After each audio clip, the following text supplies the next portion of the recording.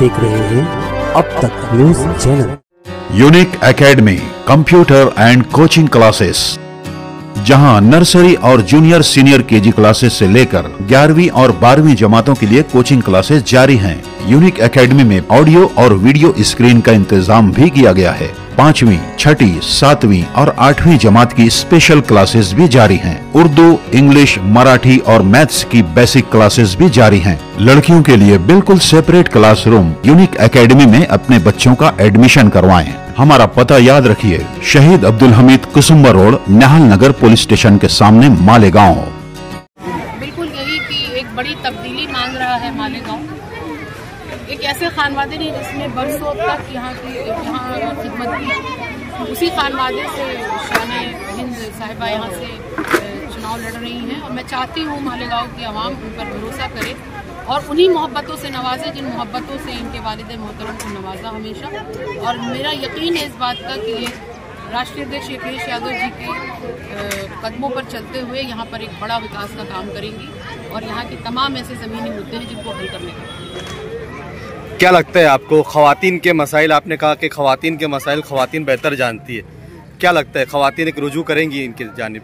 बिल्कुल करना चाहिए और जिस तादाद में मुझे यहाँ पे ख़वातीन हज़रात दिख रही थी, मुझे लगता है कि उनका जो सियासी शऊर है वो बेदार हो चुका है और मैं ये चाहती भी हूँ कि ख़वातीन इसमें बड़ा हिस्सा लें, क्योंकि जिन मसलों को या जिन मुसीबतों को ख़वातीन झेलती हैं, मुझे लगता है वो कोई बहुत छोटे मोटे नहीं होते और उन मसले चाहे वो अपने शौहर से रिलेटेड हों या अपने बच्चों से रिलेटेड हों, उन सारे मसलों को देखते हुए ख़वातीन एक अच्छा रोल अदा करेंगी इसमें। आपने कहा कि यूपी में जिस तरीके से MIM को खदेड़ा गया है, क्या आप मालेगांव में MIM को खदेड़ने के लिए आए हैं? नहीं, खदेड़ने के लिए नहीं आए हैं। मैंने ये कहा कि इस मुल्क का एक खूबसूरत आइन है, आप उसके खिलाफ जाकर के कुछ नहीं करना चाहते, क्योंकि आप करेंगे तो वो आपका हाल वही होगा जो उत्तर प्रदेश के मुसलमानों ने दिखा दिया कि मुल्क संविधान से चलेगा, यहाँ पर मोहब्बतों का ही चलन होना चाहिए और आप अपने मुद्दों के आधार पर तो कैंडिडेट चुनिए या उसको रिजेक्ट कर सकते हैं, लेकिन धर्म के आधार पर किसी भी किस्म की कोई करतब चल नहीं। क्या कहना चाहेंगे आप मालेगांव को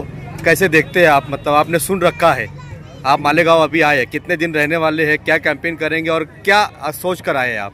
मुझे राष्ट्रीय अध्यक्ष अखिलेश यादव जी के निर्देश के हिसाब से यहाँ पर रहना होगा। जब तक मुझे कहा जाएगा मैं यहाँ पर रहूँगी। फिलहाल तो मैं यहाँ आज ही पहुँची हूँ और मालेगांव में जो का मैंने तो नाम तस्वीरा अपने वालिद मोहतरम जनाब मुनव्वर राना साहब के नाम से उर्दू ज़बान और उनकी खिदमत के हिसाब से मैंने सुन रखा था, लेकिन यहाँ पर आने के बाद यहाँ की जो बेसिक प्रॉब्लम्स है उनको जाना जो शान हिंद साहिबा अभी बयान कर रही है, तो मुझे लगता है यहाँ की तब्दीली बहुत ज़्यादा ज़रूरी है और ये तब्दीली यकीनी तौर पर मालेगांव और उसकी आवाम के लिए बेहतर साबित होगी।